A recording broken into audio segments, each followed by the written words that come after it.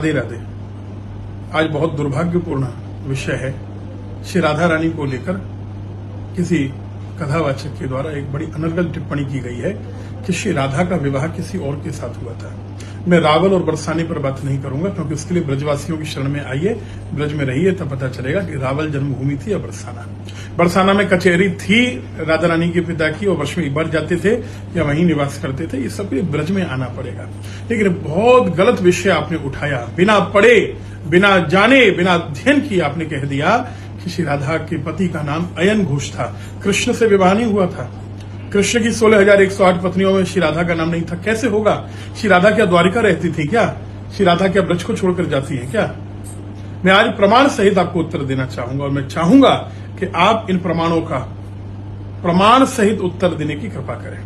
स्वयं ब्रह्मा जी ने श्री राधा रानी का विवाह ठाकुर जी के साथ भांडीर वन में कराया। अब आगे बात करते हैं हम लोग। पद्म पुराण के हिसाब से कहा कि तत्प्रिया प्रकृति स्वाध्या राधिका कृष्ण वल्लभा। राधा रानी कौन है? कृष्ण की प्रिया और पत्नी है।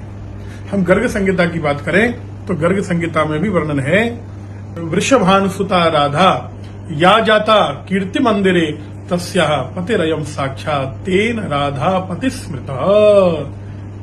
क्या लाइन गोप है? गर्ग संहिता के अनुसार श्री राधा रानी का विवाह ठाकुर जी से हुआ। रानी उनकी आत्मा है।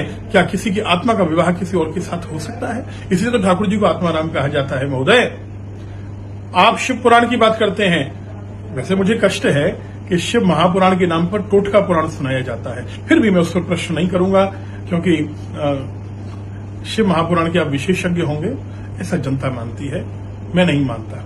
लेकिन उस पर मैं कोई टिप्पणी नहीं करूंगा।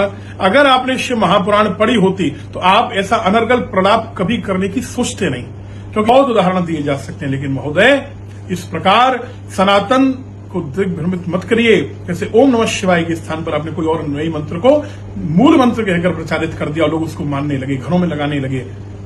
सदियों से, सहस्राब्दियों से, युग युग से चला आ रहा था ओम नमः शिवाय।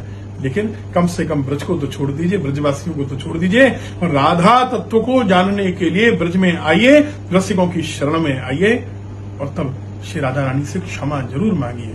बात विरोध की नहीं है, बात ब्रज की स्वामिनी पर आघात करने की है, और ब्रजवासियों की भावना पर, कोटि कोटि सनातन धर्मियों के मतावलंबियों की भावना पर आघात करने की है। और आपके